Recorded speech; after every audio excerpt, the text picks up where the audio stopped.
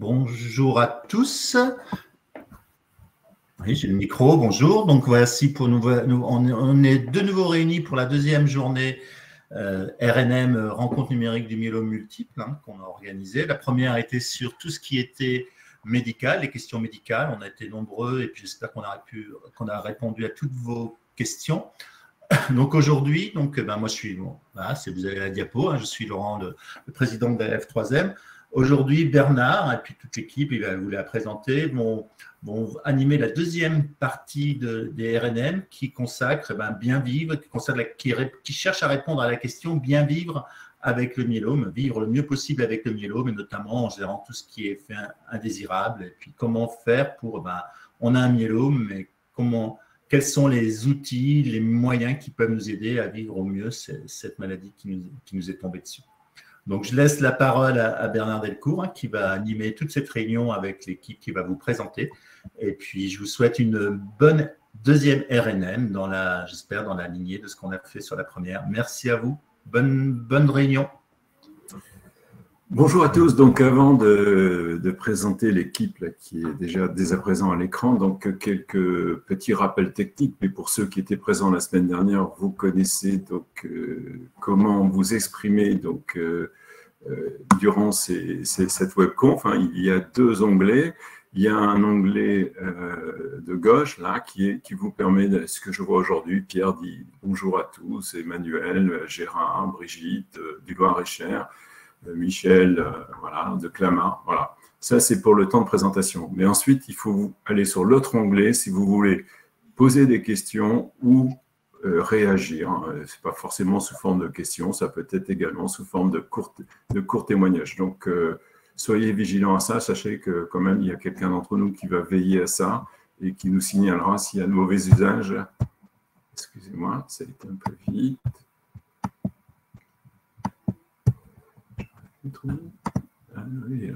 Voilà, donc ça c'est les rappels, donc on va passer alors oui, ça a déjà été dit la semaine dernière, c'est le cas dans toutes les webconférences organisées par la F3M.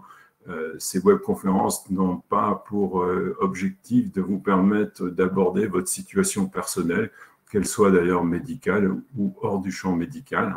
Donc, on est là pour évoquer entre nous des questions de portée générale. Et je sais que les médecins qui sont présents et Karen, qui est psychologue, se feront un plaisir de répondre à vos questions.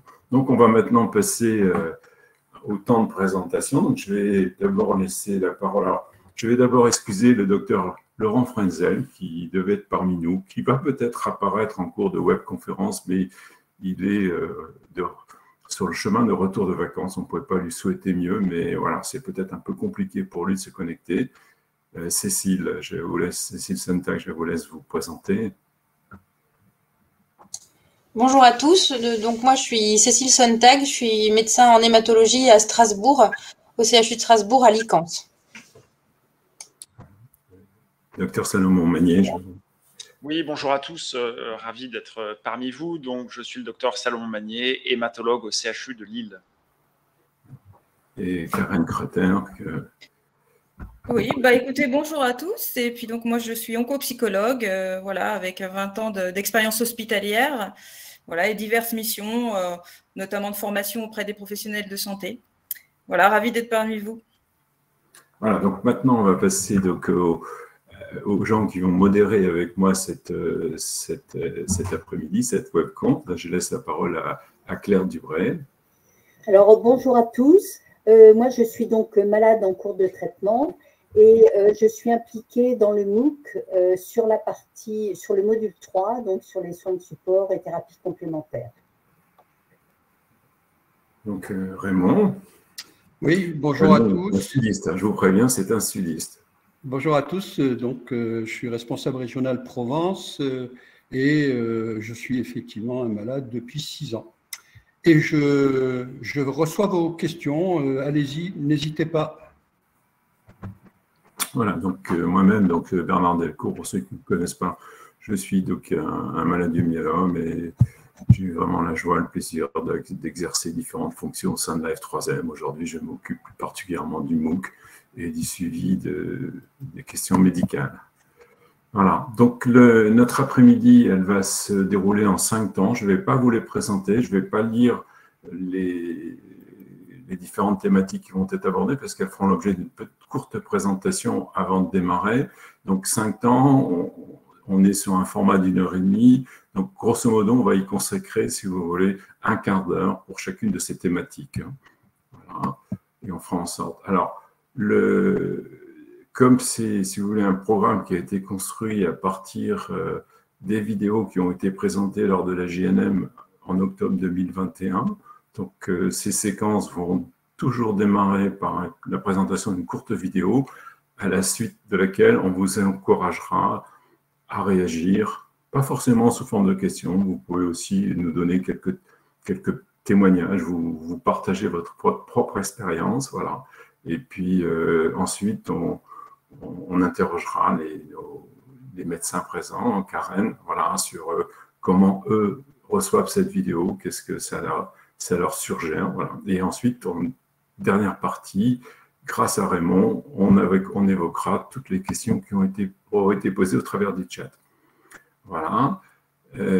Écoutez, on va démarrer tout de suite la première séquence. La première séquence, on va vous présenter une petite vidéo d'animation qui résume les principaux points de l'enquête AF3M Vivre avec le myélome multiple qui a été engagée en 2021. Alors, il faut que vous sachiez que l'AF3M a mis en place un peu ce baromètre qui vise à mieux vous connaître au travers de votre expérience, de votre vécu avec la maladie depuis 2013 et qu'on réalise ce genre d'enquête tous les ans et que l'année dernière, pour la première fois, on a élargi cette enquête aux aidants. Donc, ce qui nous a permis d'avoir une vision à la fois du vécu, de l'expérience des malades, mais également des aidants. Donc voilà, je vous propose sans attendre de projeter maintenant cette vidéo. Merci donc à Cyril, qu'on ne voit pas à l'écran, mais qui est le grand ordonnanceur technique, de lancer la vidéo. L'AF3M a mené une enquête en avril 2021 auprès des malades du myélome multiple et de leurs aidants pour mieux comprendre le quotidien des malades ainsi que celui de leurs proches aidants. 597 d'entre eux ont répondu à l'enquête. En voici le bilan. Le myélome multiple impacte fortement la vie des malades et des aidants d'un point de vue psychologique, physique, social et professionnel.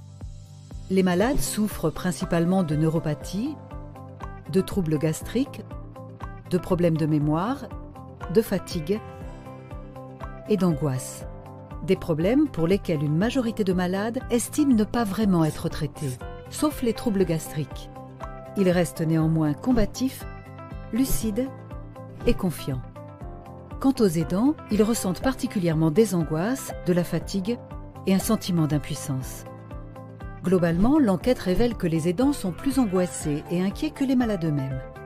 Pendant la crise sanitaire, les promenades, l'entretien de la maison, les moments calmes, le jardinage et dans une moindre mesure les activités physiques ont amélioré le quotidien des malades et de leurs proches aidants.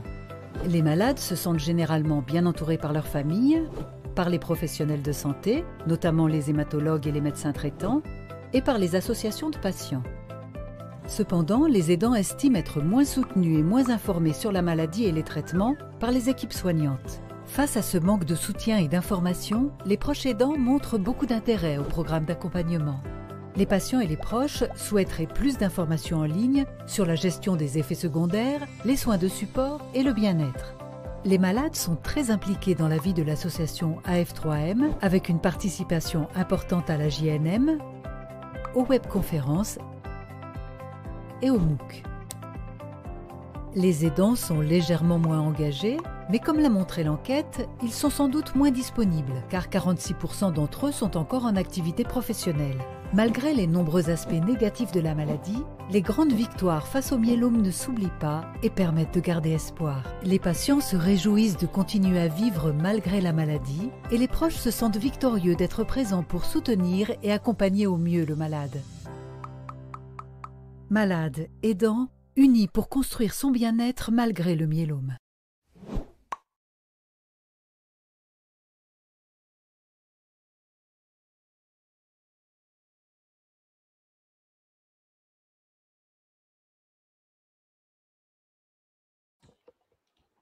Votre micro est coupé, je crois.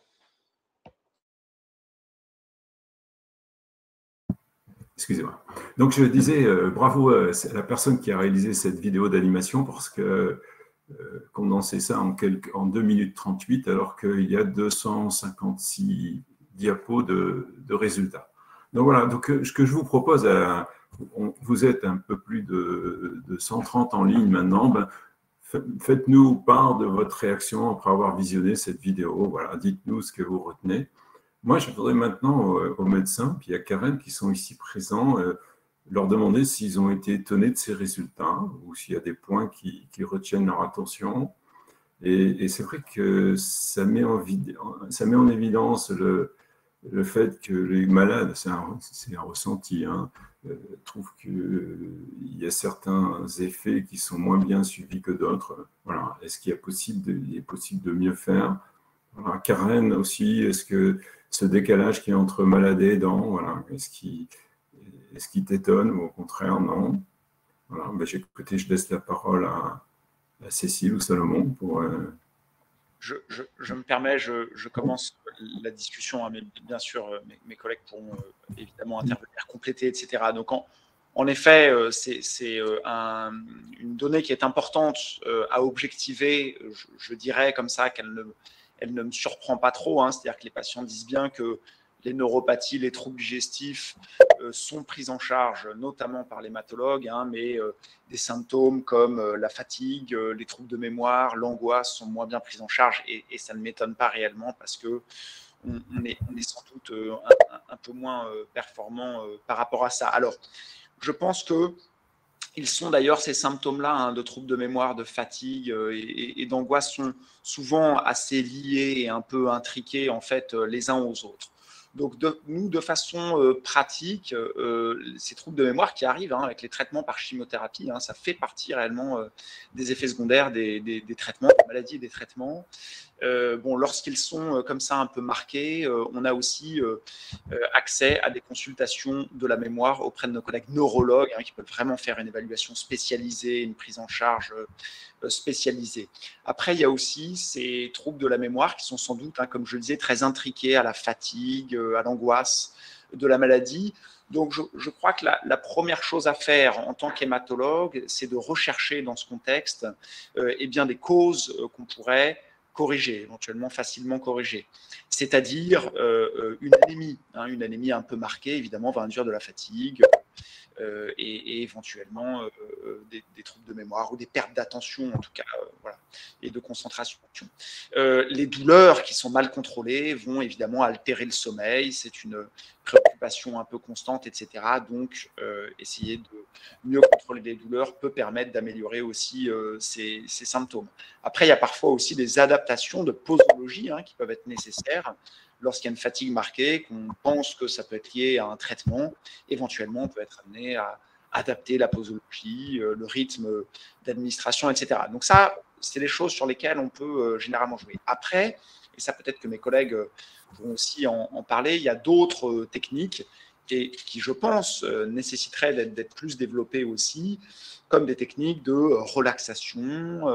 Hein, il y a des relaxations psychomotrices avec des stimulations sensorielles, des socio-esthéticiennes qui interviennent parfois dans des services, etc. Et tout ça peut permettre d'améliorer la prise en charge de ces symptômes. Et puis, bien sûr, et ça, je pense qu'on va en revenir largement, tout ça est aussi lié à maintenir une activité physique, une bonne alimentation, hein, qui permettent aussi d'avoir une qualité de vie un peu meilleure, un sommeil meilleur et donc une diminution de ces différents symptômes. Voilà ce que je peux en dire rapidement. Merci, docteur Magny. Petite indication là pour ceux qui sont en ligne. Là, merci de couper votre clochette. Il y a une clochette qui n'est pas coupée en haut à droite là. Et donc, chaque fois qu'il y a un message qui arrive, ça fait clic pour l'ensemble des participants. Donc voilà, je vais peut-être laisser maintenant la parole à Karen, hein, parce que bon, il y a plein de sujets qui ont été abordés, on voit bien que l'angoisse, une psychologue peut apporter un vrai service. Hein. Voilà. Alors, ça paraît effectivement assez logique que des symptômes assez clairs, assez univoques soient facilement évalués hein, en consultation médicale et qu'on sache y répondre. De même, quand ça correspond aux effets secondaires attendus des traitements, évidemment, les médecins sont tout à fait formés, préparés en fait pour proposer quelque chose.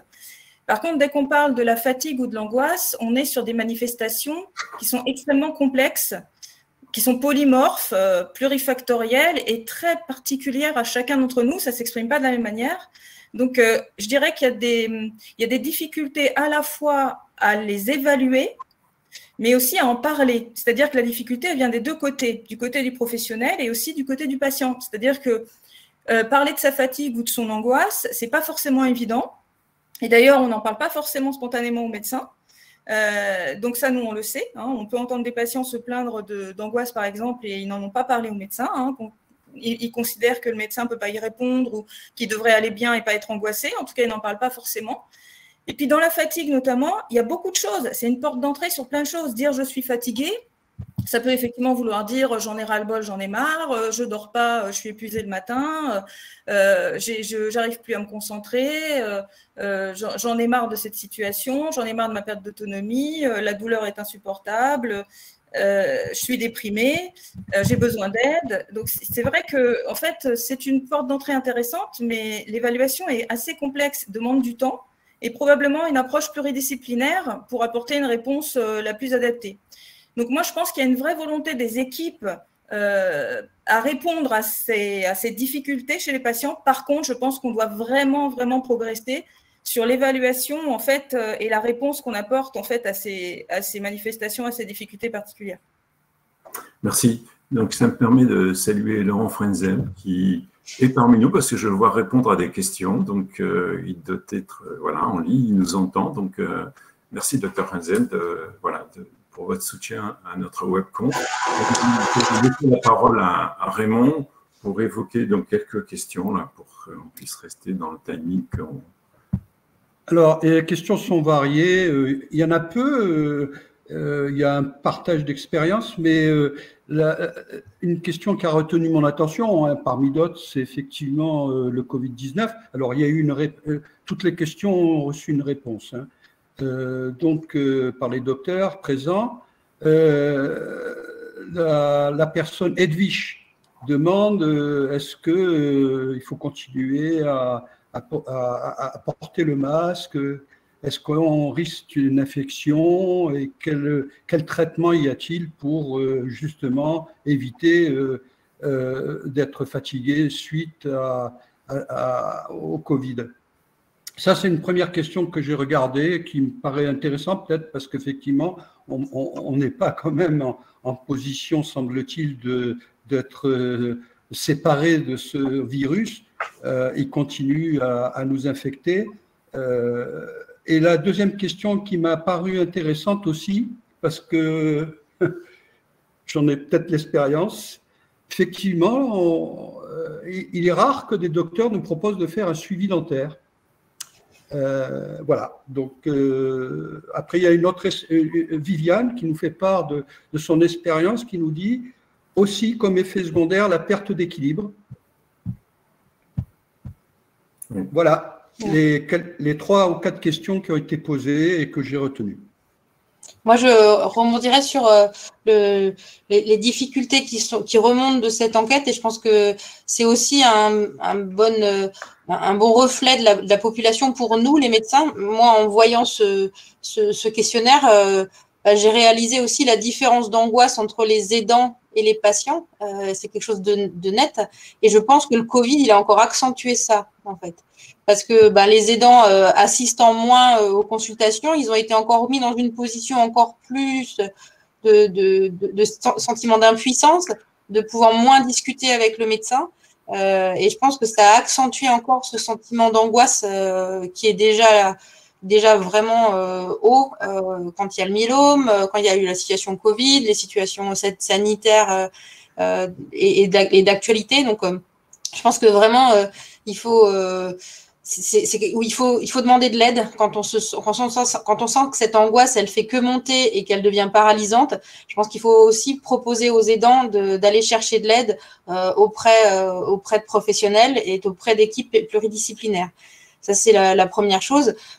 Pour ce qui est des soins dentaires, je pense qu'effectivement, il y a nécessité de poursuivre une prise en charge dentaire tout au long de thérapeutique de myélome, parce qu'il y a des sources d'infection, parce que lorsque les patients myélome ont eu certains médicaments qui s'appellent les biphosphonates et qui ont pour but si vous voulez, d'améliorer, enfin, ou en tout cas de diminuer la destruction osseuse, il y a aussi des risques dentaires. Donc, je pense que c'est important qu'il y ait un suivi dentaire qui soit en lien avec l'hématologue. Il ne faut pas faire n'importe quoi avec les dents et se lancer dans une longue intervention sans avoir prévenu son hématologue. Mais oui, probablement qu'on oublie de rappeler aux patients qu'il faut une prise en charge et un suivi dentaire régulier, ça c'est vrai. Et par rapport à l'équilibre, je crois que c'est clairement lié aussi à toute la sédentarité qui est emmenée par le myélome, les douleurs, la neuropathie. Tout ça, ça pousse nos patients à moins bouger. Et quand on bouge moins et qu'on devient plus sédentaire, ça accentue le risque de chute et c'est quelque chose qui est vraiment un danger pour le patient qui a un myélome. Donc, je pense que ces enquêtes, elles sont vraiment super intéressantes pour les patients, pour nous aussi, les médecins, pour voir un peu les enseignements qu'on peut avoir et d'avoir un visuel, un peu un espèce de visuel panel, parce que vous avez quand même un nombre de patients impressionnants qui ont répondu, un nombre d'aidants aussi, de se rendre compte de quel est le vécu, parce que parfois dans une consultation, on ne va pas réussir à aborder tous les sujets, parce qu'il y a certains sujets qui vont être évoqués plus médicaux et moins d'autres. Comme le disait Karen Kreuter, il y a certains patients qui ne vont pas oser parler de leur fatigue, ils vont se dire c'est normal, ou au contraire, il y a des patients qui vont parler que de ça et pas d'autre chose. Donc c'est complexe et le vivre avec le myélome, ça reste compliqué, mais il y a des pistes et le message qui est donné par cette vidéo, c'est quand même un message optimiste. C'est aussi ça qui est chouette, c'est que se dire que malgré tout ça, les patients, ils arrivent à avancer avec des victoires progressives, à profiter de la vie et puis voilà, à rester optimiste quand même, quoi. Merci.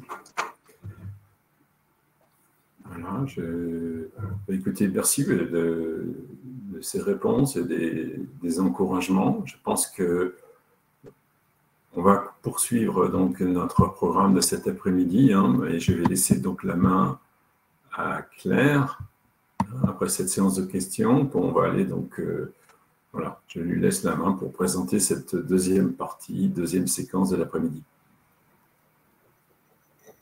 Oui, donc alors, chaque année, dans 3 villes de France, la F3M réunit des groupes mixtes, c'est-à-dire de patients et d'aidants, pour échanger sur les sujets qui seront abordés à la JNM. Alors, la JNM, c'est traditionnellement en octobre, et donc là, en 2021, il y a eu 3 vidéos qui ont été réalisées, donc l'une à Marseille, l'autre à Grenoble et l'autre à Rennes. Alors, ces rencontres dans chaque ville sont animées par une journaliste, Florence Sabatier. Et donc là maintenant, je vous invite à regarder la réunion préparatoire de Rennes et ensuite nous pourrons échanger à ce propos. Soyez patients, accompagnez-les calmement et tout ira bien, vous verrez. Tout sera merveilleux à la fin.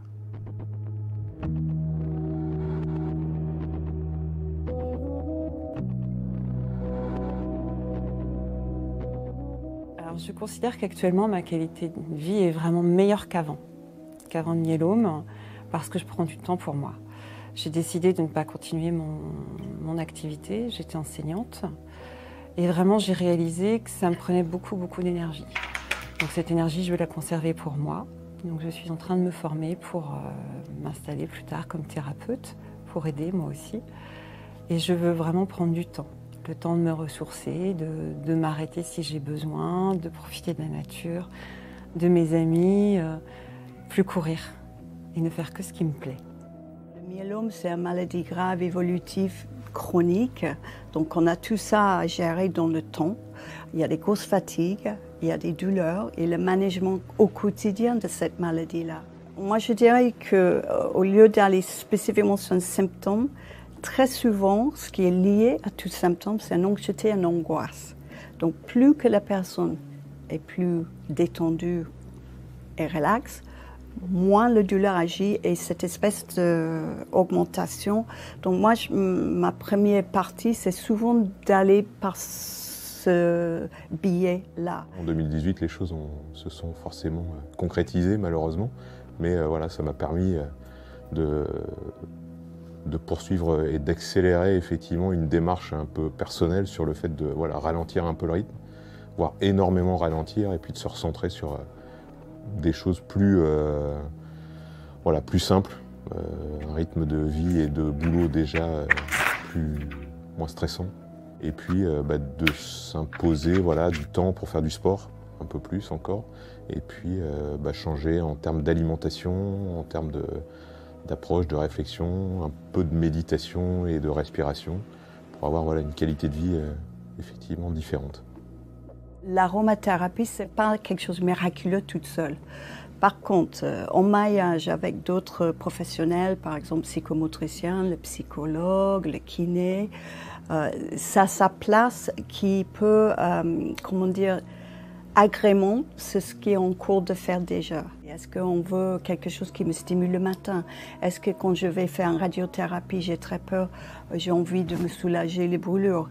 Est-ce que j'ai des mucites? Dans l'olfaction, c'est tout autre chose. C'est le patient qui choisit ce qui lui plaît. Qu'est-ce que vous aimez? Les agrumes, orange, citron, bonheur. Mais ça, c'est une personne, un moment donné. Voilà, je ne peux pas dire pour tout le monde, ça aura le même effet. Dans notre couple, ça a été une fusion qui s'est faite, parce qu'avant, je ne le voyais pas beaucoup. Là, je me suis retrouvée avec lui en permanence. Et puis, la maladie a fait que on s'est soudés et puis on s'est battus ensemble. Voilà. Maintenant, nous vivons ce que nous avons à vivre et on est libre. Donc voilà, c'est le principal.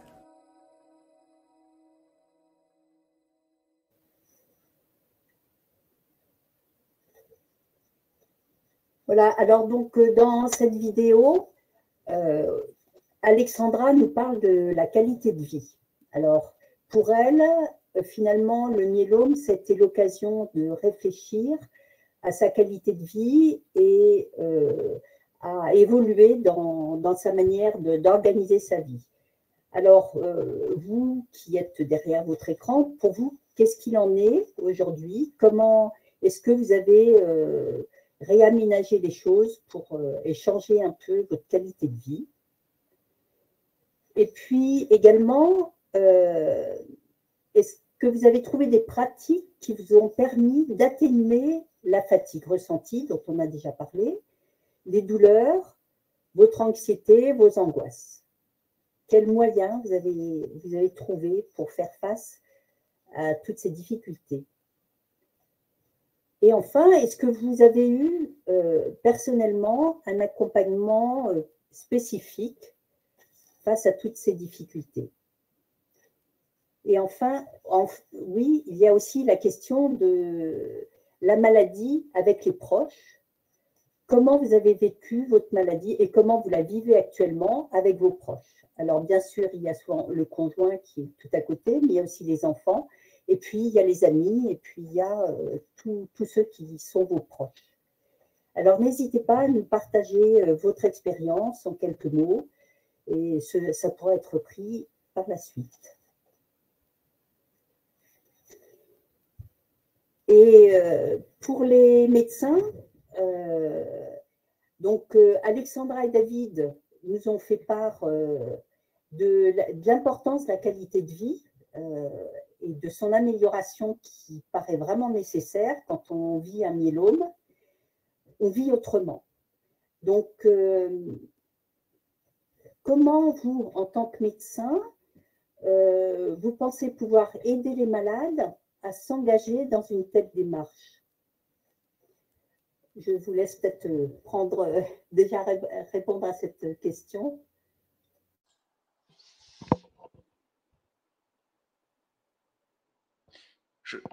je sais pas si vous interrogez quelqu'un spécifiquement, mais je peux commencer peut-être à discuter un peu. Je trouvais ça très éloquent, hein, les témoignages qu'on a vus dans cette vidéo et cette notion de prendre son temps. Et alors, je pense que c'est une chose qui aussi dépend un petit peu du caractère finalement de chaque personne, de chaque patient.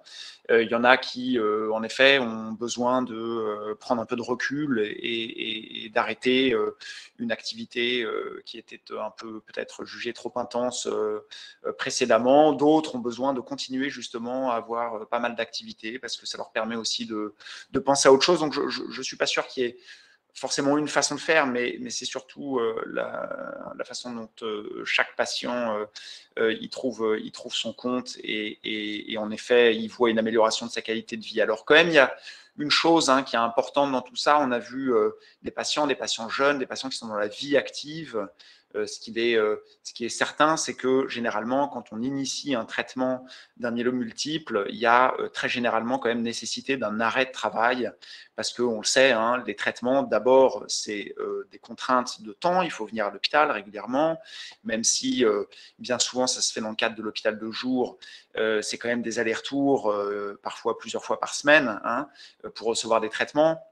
Donc, c'est parfois difficilement compatible avec une activité professionnelle. Et puis surtout, on le sait, il y a cette fatigue induite par les traitements, on l'a dit. Il y a le déficit de l'immunité qui peut favoriser les infections et donc quand même une nécessité de ne pas forcément être à ces moments-là dans un environnement avec beaucoup de monde. Donc, toutes ces raisons font que généralement, il y a nécessité d'un arrêt de travail, au moins temporaire. Voilà, ce qui permet là aussi éventuellement de pouvoir s'occuper un peu plus de soi-même, de prendre le temps, comme ça a été témoigné très bien, et de développer d'autres activités qui peuvent être épanouissantes. Voilà, donc ça, c'est une notion qui est importante. Certains patients, eux, souhaitent pour le coup maintenir au moins un peu d'activité professionnelle, parfois en télétravail s'ils le peuvent. Donc ça, je crois que c'est une adaptation de chacun. Je laisse mes collègues compléter s'ils souhaitent. Docteur Sontag, est-ce que vous souhaitez ajouter quelques éléments? Alors moi, c'était par rapport à l'importance de la qualité de vie. C'est clair que quand on prend en charge des myélomes, c'est une pathologie chronique, donc on voit revenir régulièrement les patients en consultation. Moi, je voudrais juste raconter une anecdote parce que je pense que comme les thérapeutiques sont complexes, je pense que l'hématologue, il a souvent tendance à être concentré sur les traitements parce que c'est notre travail, en fait, c'est de trouver quelle est la thérapeutique qui est la plus adaptée. Et je vais juste vous raconter l'anecdote me concernant moi. Il y a un petit bout de temps, j'étais concentrée uniquement sur les thérapeutiques, on va dire, du myélome. Et chaque fois qu'on me posait la question, qu'est-ce que je peux faire pour aller mieux autrement, je répondais, faites ce que vous pouvez, mais je m'intéressais pas à la qualité de vie, il y a plus de 15 ans, parce que je me disais, c'est pas mon domaine et j'ai aucune légitimité de faire ça. J'ai changé d'avis parce que je pense que l'oncohématologue, alors, il n'a pas les réponses à tout, mais je pense que c'est son rôle d'encourager les patients à aller voir d'autres professionnels. Et je crois que vraiment, il faut qu'on le fasse parce que l'anecdote qui m'a fait comprendre ça, c'est qu'à l'époque, je venais en vélo et j'avais des chaussures de sport avec une semelle assez rembourrée sur laquelle il y avait une marque. La marque, pour ne pas la citer, c'est Oka, donc c'est des chaussures très rembourrées. Et je disais aux patients, il faut que vous marchiez, faites attention aux à-coups. Et je montrais la semelle de ma chaussure en disant, vous voyez, il faut que vous ayez des chaussures qui soient assez rembourrées pour pas que vous ayez mal quand vous marchez. Et quelques mois plus tard, les secrétaires, que ça fait rire, me disent, Cécile, il faut que tu viennes voir ta salle de consultation.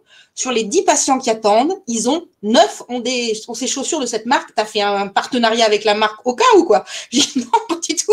Et en fait, c'est là que je me suis dit, j'ai juste montré ma chaussure en disant, voilà, il faut que vous alliez marcher et que vous ayez des chaussures rembourrées. Je me suis dit, si en faisant ce geste-là, qui pour moi était d'une banalité, les gens, quand ils sortent, ils se disent, il faut absolument… Je dis, mais bon sang, en fait, ce dont les gens ont besoin, c'est qu'on leur donne des pistes. Donc, le but, c'est pas de faire acheter des chaussures. Le but, c'est de donner des pistes pour que les gens, ils puissent, utiliser l'énergie parce qu'ils en ont à revendre. Quand on a un myélome et que c'est une pathologie qui est difficile à vivre, on a besoin qu'on nous encourage, on a besoin de trouver des pistes pour que la qualité de vie, elle s'améliore. Et plutôt que d'être en proie à des charlatans, si on peut donner des pistes de bien-être, eh bien c'est vers là qu'on doit pousser nos patients aussi, en plus des thérapeutiques qui sont déjà complexes, compliquées à vivre, avec des effets secondaires. Donc je pense que la qualité de vie, effectivement, elle est hyper importante parce qu'elle va permettre aussi aux patients d'accepter les effets secondaires, d'accepter le fait de venir de façon hebdomadaire parfois à l'hôpital et c'est compliqué et c'est long et on n'a plus envie de revenir. Si on sait que, bah voilà, on peut aussi discuter de sa qualité de vie et qu'on va être orienté vers tel ou tel professionnel qui va aider à accepter, à mieux vivre, à supporter les effets secondaires, eh ben on accepte mieux les choses, on les vit mieux et on arrive à surmonter beaucoup de choses avec une énergie qui est décuplée en fait. Voilà, donc c'était un message, moi ça m'a changé ma consultation en fait, de me dire ok, si j'oriente les gens, si je leur dis oui, je peux aussi répondre à ces questions-là en vous disant je ne suis pas rééducateur fonctionnel, je ne suis pas médecin du sport, mais je peux vous dire que oui, il faut prendre soin de ça, c'est hyper important et allez me montrer, et oui, montrez-moi le nombre de kilomètres que vous avez fait cette semaine, et oui, montrez-moi le nombre de pas que vous avez fait par jour et on va discuter et je vais vous encourager là-dessus parce que par exemple, l'activité physique, c'est drôlement important. Et moi, j'ai beaucoup de patients qui montent des courbes avec les trackers de montres, le nombre de kilomètres qu'ils ont fait, et ils en sont super contents et ils vont mieux. Et du coup, ils prennent moins de traitements anxiolytiques, ils font des progrès, ils vivent mieux au jour le jour. Et je crois que c'est ça, c'est améliorer sa qualité de vie avec plein de moyens, quel que soit le chemin. Est-ce que c'est la relaxation? Est-ce que c'est des exercices de respiration? Est-ce que c'est le tai chi? Est-ce que c'est l'aromathérapie? Peu importe. Mais le but n'est pas de se lancer dans des thérapeutiques qui sont totalement inadéquates. Et il faut qu'il y ait du dialogue entre le médecin et le patient aussi par rapport à la qualité de vie. Voilà, ça c'était mon témoignage. Merci pour ces éclairages. Karen, pour vous, en quoi ralentir, se poser des questions sur sa qualité de vie, ses choix de vie, en quoi c'est important, voire essentiel, quand on est malade du myélome? Alors, cette question de la qualité de vie, c'est vrai que finalement, elle n'est pas si ancienne que ça, hein. J'ai commencé il y a 25 ans à l'hôpital et on parlait de quantité de vie, c'est-à-dire qu'est-ce qu'on allait gagner comme quantité d'années. Et effectivement, il y avait assez peu d'écoute et même d'outils. Hein. En réalité, les soins de support n'existaient pas pour avancer aussi sur, d'accord, vivre le plus longtemps possible, mais dans les meilleures conditions possibles, dans une vie qui me convienne, qui vaut la peine d'être vécue. Et ça, on a beaucoup avancé là-dessus. Donc, je pense que la qualité de vie, c'est effectivement essentiel. Alors, avant d'aborder la question du temps, effectivement, là, c'est chacun a un peu sa perception par rapport à ça. En tout cas, ce que moi, j'ai pu vérifier dans l'accompagnement que je fais de ces patients, c'est que effectivement, on vit dans un rythme, quand on n'a pas de soucis, qu'on n'est pas malade, qu'on a des projets, on a ses activités, voilà, et ses priorités, et on ne réfléchit pas forcément, et on y va, et on avance jour après jour. Et quand il arrive une épreuve comme celle-là, en fait, c'est tellement brutal, c'est tellement un choc, la vie est totalement bouleversée, tout est remis en question. Et dans un premier temps, évidemment, on a l'impression qu'on va avoir beaucoup de mal à faire avec. Et après, des moments après le choc, la colère, le sentiment d'injustice, la tristesse, la peur et encore d'autres choses tout à fait réjouissantes. Quand effectivement, on a pu passer ce cap, se sentir en confiance avec les équipes qui nous prennent en charge, on peut commencer aussi de se poser la question de finalement, est-ce que cette vie me convenait? Et est-ce que cette épreuve, c'est pas aussi l'occasion de réfléchir les choses autrement, de me poser la question de mes priorités, de qu'est-ce qui donne du sens, j'ai envie que ça ressemble à quoi cette vie? Et effectivement, je dirais, on souhaite ça à personne, mais je dirais que c'est le côté extrêmement riche des épreuves qui ont cette intensité et qui nous menacent tellement, c'est qu'elles ont aussi cette force de changement qui nous permet d'aller vers une vie peut-être plus en accord avec ce qu'on est, avec nos priorités, avec notre sensibilité, peut-être aussi qui nous rapproche des autres à certains moments.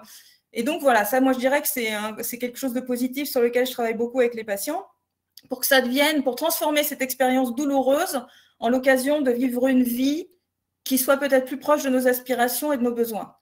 Par rapport à la question du rythme, effectivement, Ça, c'est variable d'un patient à l'autre. Ce qu'on peut dire quand même, c'est globalement, on vit dans une société qui va très, très vite. On consomme beaucoup du temps, de l'image, on produit beaucoup, on fait beaucoup de choses en même temps. Et que la question du temps, c'est une vraie question. On l'a vu pendant le confinement. Il y a des gens qui l'ont très mal vécu, mais moi, je connais des gens qui l'ont vécu vraiment comme une bulle, où d'un seul coup, ils se sont dit, mais quel est ce rythme de fou que j'ai d'habitude? Donc, effectivement, globalement, je pense que le fait d'avoir du temps pour prendre soin de soi, pour réfléchir, pour apprécier aussi les moments qu'on est en train de passer et pas être en train de réfléchir déjà à ce qu'on doit faire après ou en même temps. Je pense que cette question du temps, c'est aussi une dimension qui permet d'améliorer cette qualité de vie. Donc oui, elle est en ce sens, avoir du temps, même si parfois on doit faire avec un certain nombre de symptômes et beaucoup d'incertitudes, avoir du temps, c'est aussi avoir l'occasion de penser à soi, de penser aux autres et de penser sa vie autrement. Merci Karen. Alors, j'imagine, Raymond, qu'il doit y avoir pas mal de réactions et de questions, puisque c'est un sujet qui touche de près les malades et aussi les aidants, donc il doit y avoir pas mal de questions. Alors, tout à fait. Il y a des questions, mais il y a aussi des retours d'expérience. Alors, les questions, certaines, je pense que les docteurs ici présents ne vont pas y répondre parce que ce sont des questions personnelles. Par contre, en termes de… Alors, il y a des réponses. Ce qui est formidable, c'est que les participants se répondent l'un à l'autre. En dehors des docteurs, il y a effectivement des échanges entre participants. Et moi, je retiens 3 points. Le premier point, c'est que… Alors, je ne cite pas les prénoms parce que je l'ai écrit sur un petit papier, mais certains participants se posent beaucoup de questions sur leur devenir. Il y a même un dernier participant qui parle de deuil. En ayant le myélome, j'entame un deuil. Ça, c'est très fort. Hein. C'est quelque chose qui m'a brusqué. Je le comprends, mais c'est difficile à lire ce type de mots. Ça, c'est le premier point. Donc, beaucoup de questions de participants. Comment peut-on faire pour positiver dans le cadre de cette maladie?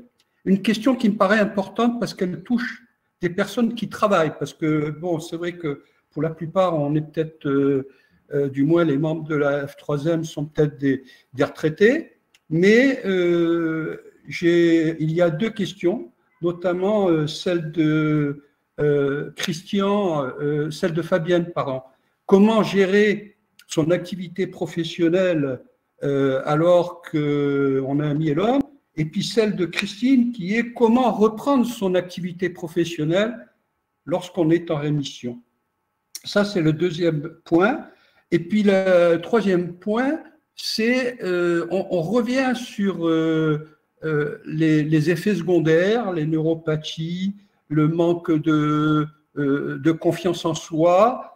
Et là, il y a des réponses qui sont faites, et ça, c'est très intéressant. Voir avec la Ligue contre le cancer, pratiquer de la sophrologie, du shiatsu, de la méditation. Donc, voilà, grosso modo, ce que j'ai retiré de toutes ces questions et ces retours d'expérience. Alors, Karen, peut-être que vous pouvez nous apporter un petit peu votre éclairage sur, justement sur la question de, à travers la maladie, on fait quand même un deuil de quelque chose. Alors, parfois, c'est notre activité professionnelle qu'on est obligé d'arrêter, voilà. Ou bien on ne peut plus exercer notre métier de la même manière. Donc ça peut être aussi un deuil, sans aller… à des considérations plus complexes. Donc, quel éclairage vous pouvez nous apporter là-dessus?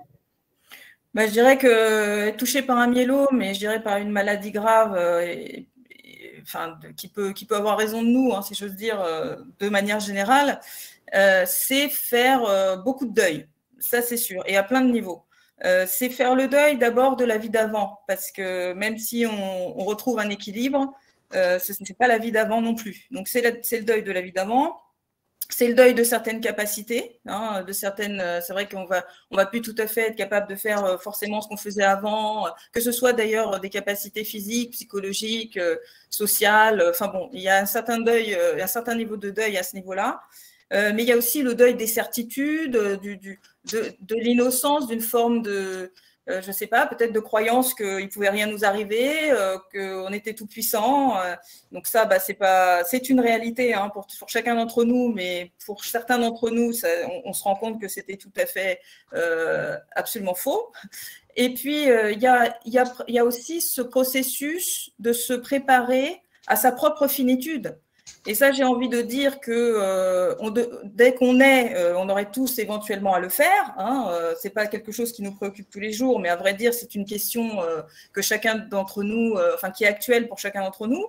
Mais évidemment, quand vous êtes atteint par une maladie et que votre intégrité, votre vie même est menacée, il peut y avoir pour certains, effectivement, un peu cette préparation, au-delà de l'angoisse, hein, mais juste des projections sur comment ça peut se passer, combien de temps je vais vivre, et ma disparition, et tout ce qu'il y a, et toute la dimension spirituelle autour de ça, la relation avec ses proches, qu'est-ce que je vais laisser, qu'est-ce que je peux laisser. C'est-à-dire, c'est presque, entre guillemets, un peu un deuil anticipé de sa vie, peut-être de ses proches. Ça, certains, effectivement, sont engagés dans ce processus. Ce n'est pas forcément quelque chose d'insupportable ou de douloureux, hein, mais en tout cas, c'est un processus dans lequel on peut être engagé avec cette maladie. Ce que je peux en tout cas vous dire, si vous êtes dans ces questions existentielles et que peut-être soit ça génère de l'angoisse ou des questionnements, dans ces cas-là, peut-être orientez-vous vers des personnes qui peuvent vous accompagner sur ces réflexions, que ce soit dans l'accompagnement psychologique, par rapport à des pairs, par rapport à des projets de réflexion, de partage, ou peut-être à des niveaux religieux ou spirituels. Moi, par rapport à cette question du deuil, moi, je vous dis qu'effectivement, ça peut vous être tout à fait utile et profitable de vous rapprocher d'autres personnes ou de faire ce chemin, mais pas seul, quoi. C'est ça aussi, il peut y avoir des pistes qui peuvent vous aider à mieux vivre cette problématique du deuil. Merci Karen. Docteur Sontag ou Docteur Magnier, est-ce que vous souhaitez ajouter quelque chose ou bien sinon on passe à la suite? Est-ce que moi je pourrais intervenir sur un point qui n'a pas été indiqué dans le retour d'expérience, c'est les groupes de parole. C'est vrai que c'est aussi une réponse aux problèmes que l'on se pose, de manque de confiance, de manque de possibilité de parler de sa propre maladie et voir qu'il y a des équivalents chez tout le monde. Tous ceux qui ont un myélome ressentent grosso modo les mêmes symptômes. D'ailleurs, on le voit hein, avec tous les retours d'expérience, et c'est aussi un moyen d'échanger sur des possibilités d'action sur soi-même au travers des activités. Voilà, donc les retours d'expérience à la fois lors des groupes de parole et évacuer tout ce que l'on garde dans sa tête parce qu'on n'ose pas trop en parler en famille ou avec des amis. Merci Raymond. Alors peut-être avez-vous des expériences en tant que médecin au niveau des groupes de parole? Est-ce que ça arrive à se monter dans vos hôpitaux ou bien est-ce que c'est vraiment quelque chose de compliqué à mettre en place? Je n'en ai pas d'expérience personnelle. Au CHU Lille, on n'a pas d'organisation comme ça directement. Sur l'Alsace, je sais que ça existe et que ça marche très bien sur Mulhouse, mais c'est clairement personne dépendant. En fait, c'est quand il y a quelqu'un qui se met à se lancer et à le faire, ça marche très bien, mais ça demande un investissement personnel. Et c'est vrai que actuellement, le CHU ne lance pas ce genre d'initiative. Alors, je sais que là, sur la structure, il y a des groupes de parole qui existent, par exemple, au sein de ma structure de l'ICANS, mais c'est tout patient confondu, pas spécifiquement pour les patients atteints de myélome. Et du coup, c'est parfois bienvenue, comme parfois les patients me remontent le fait que ils se sont retrouvés avec des patients qui n'avaient pas du tout la même problématique. Et je pense que les groupes de parole avec des patients qui vivent les mêmes effets secondaires, ça marche mieux en fait. C'est ça qui leur plaît le plus. Très bien. Alors, merci pour vos réponses. Donc, je repasse la main à Bernard pour la suite. Merci Claire. Donc, on va maintenant s'intéresser à la réunion préparatoire de Grenoble. On est toujours sur le thème « Construire son bien-être avec le myélome ». Moi, j'ai été marqué là, dans la séquence qu'on vient de vivre, combien c'est important pour un malade de s'engager dans une démarche personnelle, se poser des questions sur son rythme de vie. Je me suis dit aussi, je me suis fait la réflexion, on aurait pu élargir cette webconf à tout le monde, parce que ces questions, ça concerne les enfants, enfin, voilà. Et ici, on va, dans cette réunion, vous verrez, ça va s'élargir un peu au problème familial. On n'a pas trop abordé dans la précédente séquence l'impact que peut avoir une maladie comme le myélome avec les proches. Voilà. On va revenir sur... je pense qu'il n'y aura pas une séquence aujourd'hui où on ne parlera pas de l'activité physique adaptée. Voilà, c'est une bonne chose. Hein. Et puis aussi donc, du rôle de l'aide tout à fait importante que peut apporter une psychologue lorsqu'on fait appel à elle. Voilà. Bon, écoutez, je vous propose qu'on lance dès à présent là, cette vidéo. Toujours des fois on dit aux malades, il faut avoir du bon moral. Mais ce n'est pas le moral, moi je crois que c'est du courage.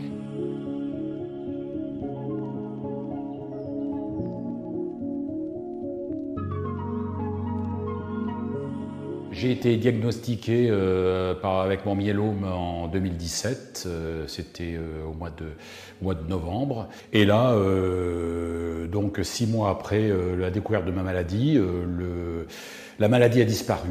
Je vais parfaitement bien. J'ai repris toutes mes activités en excluant certaines un petit peu à risque, comme le ski alpin, parce qu'il ne faut pas qu'on se blesse. Voilà. Mais sinon, je vis tout à fait normalement à la maison. Voilà. J'ai toujours poussé à tout faire.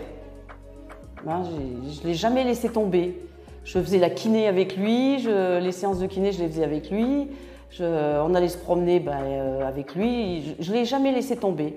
J'ai pris la maladie à bras-le-corps, puis déjà je suis quelqu'un d'assez dynamique, assez vive, donc moi c'était une épreuve de la vie, voilà. Et donc il fallait absolument que je fasse quelque chose pour l'aider.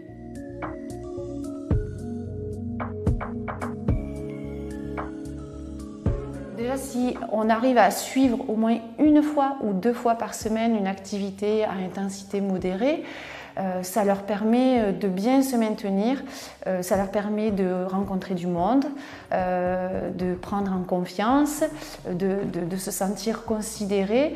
C'est pour ça qu'il est très important de beaucoup discuter avec la personne qui fait cette activité physique de manière à bien la connaître et à bien pouvoir lui proposer un programme adapté, que ce soit en nombre de séances et en temps. Sur ces moments-là, ces personnes sont centrées sur autre chose que sur la maladie. Et du coup, ça leur permet de s'évader, de se concentrer sur elles. Et elles ressentent vraiment le bien-être après la séance.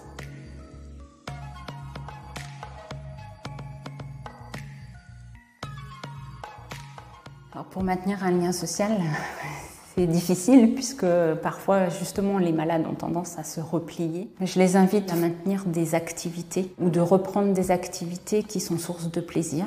Peut-être des projets qu'ils n'avaient jamais réalisés avant et qu'ils vont avoir le temps de faire. De participer également à des groupes d'échange, des groupes de parole qui sont organisés au sein des établissements hospitaliers ou des établissements de soins ou auprès des associations. Je pense que psychologiquement, c'est important. Il y a des choses qu'on n'arrive pas à dire, qu'on ne peut pas dire avec ses proches, à ses amis, parce qu'ils ne peuvent pas comprendre ce par quoi vous passez, ce par quoi vous êtes passé. On essaye de préserver les autres aussi, d'une certaine façon. Et là, on est beaucoup plus libre. On se parlait très librement.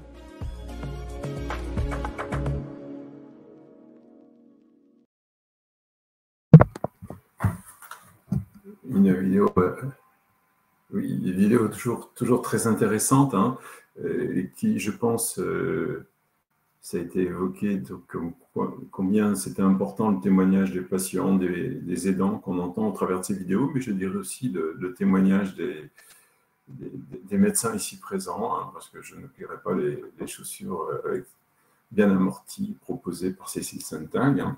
Voilà. Je pense que voilà, on vous invite là dans ce temps ici qu'on va vivre ensemble là, pendant un quart d'heure à continuer donc à nous partager voilà, dans votre vie avec le myélome ce qui vous a permis de prendre confiance, de retrouver confiance, de vous évader, de vous sentir mieux considéré, voilà, finalement au global à ressentir du bien-être. Voilà. N'hésitez pas à réagir, à nous dire en quelques mots voilà, votre expérience. Et puis que peut-être, je suppose que parmi les un peu moins de 150 personnes qui sont en ligne, il y a un certain nombre d'aidants, donc on puisse retrouver quelques témoignages d'aidants dans le chat. Voilà. Alors, on va maintenant, j'ai posé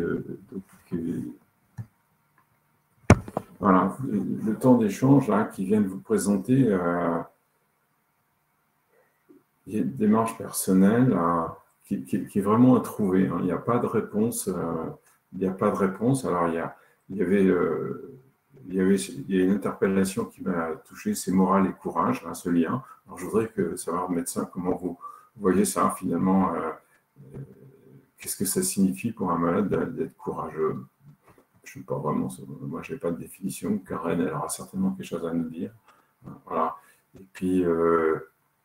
voilà, voilà, pour les médecins, compte tenu de votre expérience au quotidien, puisque vous voyez vraiment beaucoup de malades de façon continue, bien sûr pour aborder avec eux les meilleurs traitements, suivre leur traitement, mais aussi voilà, comment vous ressentez les choses, quoi, comment finalement, voilà, est-ce que c'est qu'une question de courage, je ne sais pas. Et puis voilà, et puis d'avoir ce regard croisé entre cliniciens et puis psychologue. J'en dis pas plus, je vous laisse la parole. Je pense que clairement, enfin, pour côtoyer beaucoup de patients atteints de myélome, oui, c'est souvent une réflexion que je me fais. Ils ont drôlement du courage parce que ça reste, voilà, ils restent confrontés à des difficultés journalières et c'est pas facile. Donc, je pense que oui, enfin, ça, quand on côtoie des gens qui jour après jour se battent, ça donne des sacrées leçons d'humilité, ça c'est clair. Parce qu'il faut du courage pour affronter cette maladie, mais quand elle est aussi mise à plat, vaincue, et que avec l'amélioration des traitements, on voit des patients qui reprennent une activité professionnelle complète, qui retrouvent un rythme de vie quasi normal. Moi, par exemple, j'ai pas plus de plaisir que de signer un certificat médical disant que les gens peuvent se remettre à faire de l'activité physique, par exemple. Voilà, au début, ils me disaient, je sais pas si je peux vous demander à vous, ou plutôt est-ce qu'il faut que je demande au médecin traitant. Mais j'ai dit, mais demandez-moi à moi, parce que alors ça, s'il y a bien un truc qui me fait plaisir, c'est ça, c'est de vous dire que oui, vous pouvez, allez-y, vous allez pouvoir refaire du shiatsu, vous allez pouvoir, et puis on regarde ensemble ce qui va être possible pour vous de faire. Et oui, je crois que le courage, c'est vraiment quelque chose qu'on côtoie au quotidien quand on s'occupe de patients atteints de myélome. Et c'est un message qu'il faut porter parce que il y a des moments de découragement aussi, il y a de l'angoisse aussi, et elle est normale. Et je crois qu'il faut aussi dire aux patients que par moment, il y a du découragement, il y a de l'angoisse qui monte, et c'est normal parce que cette maladie, par moment, elle fait peur, surtout au début, surtout au moment de rechute, parce qu'elle bouscule tout, elle bouscule le quotidien, elle bouscule la famille, l'environnement, et c'est complexe. Parce que c'est pas juste un traitement du diabète, non, c'est plus compliqué que ça.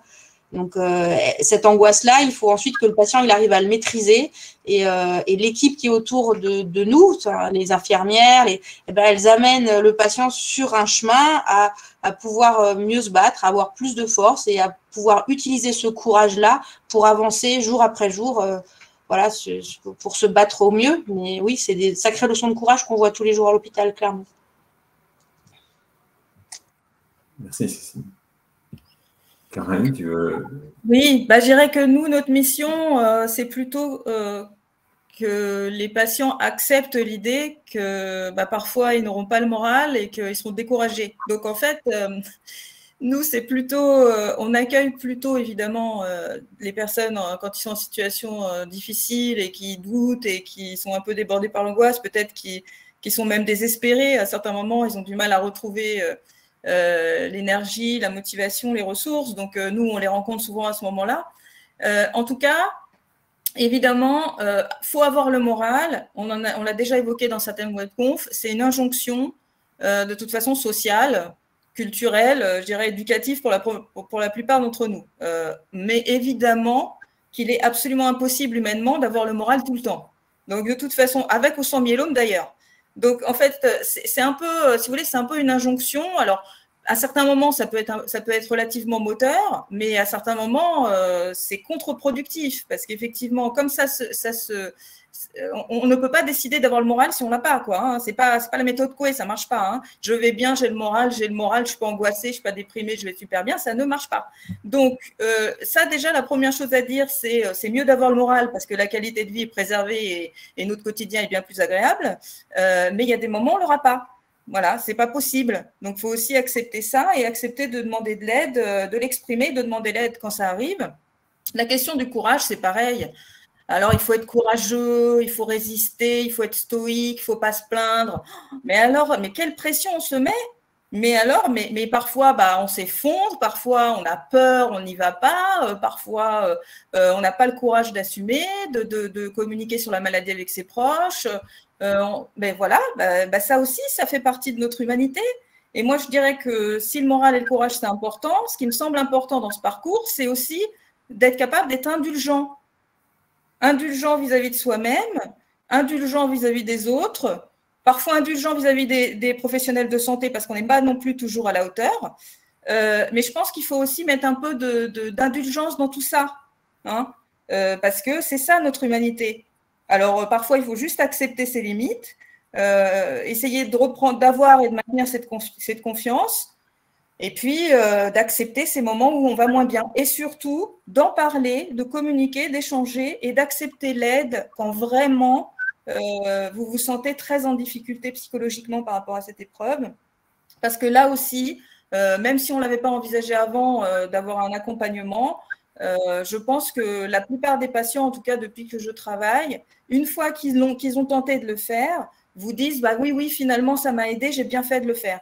Donc, même si vous êtes un peu réservé par rapport à ça, je vous encourage à tenter quand même l'aventure d'aller voir le psychologue du service parce qu'effectivement, il y a des moments, on a un petit peu de mal tout seul à retrouver justement cette énergie, cette motivation et ça peut vraiment être une aide complémentaire. On fait partie de l'équipe et en ça, on peut vous aider.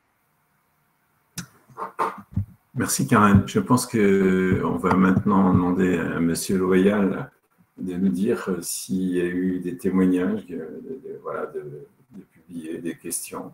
Raymond, tu as la parole. Oui, merci. Bien, écoute, moi j'ai retenu 2 points. Quelque chose qui m'a beaucoup plu, c'est Christine. J'espère qu'il n'y a pas de copyright sur ce qu'elle a écrit. Ressentir de la gratitude et accueillir la vie avec amour. Quand on parle effectivement, tout à l'heure on parlait de deuil, comme le disait à l'instant Karen, il faut vivre avec et faire en sorte que ce vécu passe du mieux possible. Ça c'est le premier point, je trouve que cette phrase elle m'a touché. Parce qu'effectivement, ressentir de la gratitude, c'est quelque chose qui est important, et puis accueillir la vie telle qu'elle est, mais surtout avec amour. Et quelque chose d'autre qui me paraît aussi intéressant, c'est une question que je pose. Julia et Colette nous écrivent, souvent, on me dit « Ah, tu as bonne mine, donc tu n'es pas malade ». Alors, comme ça m'arrive très souvent aussi, cette question m'a plu. Voilà, pourquoi, malgré tout, alors sauf que parfois, lorsqu'on sort des perfusions, 24 heures après, on n'a pas toujours bonne mine, mais pourquoi notre environnement, souvent, a cette réflexion quand il nous voit, tiens, tu as bonne mine, c'est une question que je me pose. Alors, Raymond, si vous me permettez, je vais vous répondre à ça. Alors, d'abord, il faut savoir que beaucoup des gens qui sont autour de vous sont très démunis par rapport à la maladie. D'accord? Donc, en fait, souvent, ils ont des comportements ou des mots inadaptés parce que, en fait, ils sont un peu embarrassés et qu'ils ne savent pas trop quoi vous dire à certains moments. Ils ne trouvent pas forcément les mots les plus justes. Donc, ça, c'est déjà une première chose. Il faut savoir que c'est impressionnant, c'est déstabilisant. On a peur de vous blesser, on a peur de dire le mot qu'il ne faut pas. Donc, effectivement, certains sont assez maladroits. Mais il y a surtout une chose, Raymond, c'est qu'on a tellement envie que vous alliez bien. Mais oui, on a tellement envie que vous alliez bien quand vous êtes notre père, notre frère, notre grand-père, notre ami, notre voisin, notre ami d'enfance, etc., notre collègue. Mais on a tellement eu peur, on a tellement peur pour vous que si on a le moindre signe d'une petite amélioration ou d'un élément positif, on se jette dessus comme la pauvreté sur le monde. Mais si vous voulez, c'est juste parce qu'on a tellement envie que ça aille bien. Si vous voulez, c'est un réflexe tout à fait spontané de quelqu'un qui a envie que vous alliez bien. Oui, alors je peux réagir parce qu'il y a Claude qui a réagi. Et il met, pour avoir bien écouté Karen lors d'autres visios, ne blâmez pas ceux qui ne savent pas quoi vous dire. Donc vous dire voilà, que vous avez une bonne mine les rassure. Et voilà, donc je suis très contente que ce message soit passé. L'indulgence, c'est aussi pour un certain nombre de proches qui n'ont vraiment pas les mots qu'il faut. Si vous avez l'impression d'être un petit peu mal compris dans ces moments-là, bon, peut-être gentiment, à certains moments, dire que c'est peut-être pas si simple que ça. En même temps, à l'inverse, les gens qui vous croisent en vous disant « Mais t'as une mine épouvantable, ça s'aggrave ou quoi ta situation ?» Excusez-moi, mais je suis pas sûre que vous vous sentiriez mieux. Ok. Je vous propose peut-être de poursuivre. J'aurais volontiers laissé la parole au médecin pour réagir, mais je vois que le temps passe et puis il y a quelqu'un qui est chargé de nous surveiller en termes de délai et qui vient de m'envoyer un message sur ma montre. Oui, ma montre me sert à compter mes pas, mais aussi a été alertée. Oui. Donc, on va poursuivre notre après-midi. C'est moi qui vais rester en ligne parce que là, pardon, excusez-moi. Voilà, la dernière séquence va être animée par Claire. Voilà, on s'est répartis. On va maintenant être sur un sujet qui est vraiment purement myélome, hein, les traitements du myélome. Voilà, c'est aujourd'hui pour une majorité de malades des bénéfices, puisque ça a été dit, hein, les périodes de rémission observées sont de plus en plus longues, hein, sauf que quand même, de temps en temps, les traitements sont cause de certains effets indésirables. Alors, on ne va pas, si vous voulez, aborder le sujet d'un point de vue médical, mais c'est quel est le médicament qui provoque tel effet indésirable. Voilà. L'objet aujourd'hui, c'est de dire, est-ce qu'il y a des soins de support qui sont de nature donc à atténuer ces effets indésirables, à nous permettre toujours sur le thème de notre après-midi à rester dans la meilleure qualité de vie possible. Cyril, merci de nous lancer la vidéo. Le recours aux diverses équipes qui peuvent aider à la prise en charge, comme les soins de la douleur qui peuvent être très spécifiques et diverses, oui, ça peut être intéressant, ou dans les situations de fragilité. J'ai eu plusieurs effets indésirables. Déjà, par rapport à la maladie, comme m'a dit l'infirmière, une extrême fatigue et une grande douleur dans le dos. J'ai très mal le long du dos, le long de la colonne vertébrale. Et mon kiné m'a dit la meilleure chose pour le dos, c'est la marche, c'est marcher. Alors là, depuis ces dernières années, je marche beaucoup. Je fais partie d'une association, Prochera, Mieux vivre en Grésivaudan. Et je fais des ateliers, donc des marches, et qui m'a beaucoup motivée. Et hier, par exemple, je fais 4000 pas, à peu près ça correspond à 2 km, et ça me motive énormément. Et plus je marche, moins j'ai mal au dos. La médecine, non, c'est un travail d'équipe, c'est extrêmement important. Il y a aussi les infirmières, les aides-soignants, tout le personnel qui accompagne. Et toutes ces personnes-là sont des relais d'informations, de complications. On sait très bien, moi j'ai fait assez longtemps, je suis docteur depuis assez longtemps pour savoir qu'on ne me dit pas tout à moi. Il y avait certains soins de support, donc il y avait la psychologue, et il y avait une dame très gentille de la Ligue du cancer, que j'ai pu discuter avec elle, une dame qui m'a fait des soins, qui m'a mis des crèmes sur les mains, qui m'a fait les ongles, tout ça, en disant que c'était important de prendre soin de soi. Ça m'a fait vraiment du bien mentalement. Il y a tout un retour d'information qui n'est pas simplement dans l'échange direct entre le patient et son praticien, même si ça reste tout de même la clé de voûte de toute cette prise en charge, mais il faut être à l'écoute. Et je voulais dire aussi, ce qui est très très important, c'est le lien social. Ça, c'est primordial. On échange, on ne se connaît pas, on se regarde comme des chiens en faïence, après on fait connaissance. Ah bah t'as ça, tu fais comment? Ben, elles ont pas mal, elles sont plus âgées que moi, elles n'ont pas ma maladie, mais elles ont l'âge, elles ont leur douleur. Et je m'intéresse à elles, je fais connaissance, et ça se passe très bien, et c'est trop du bien.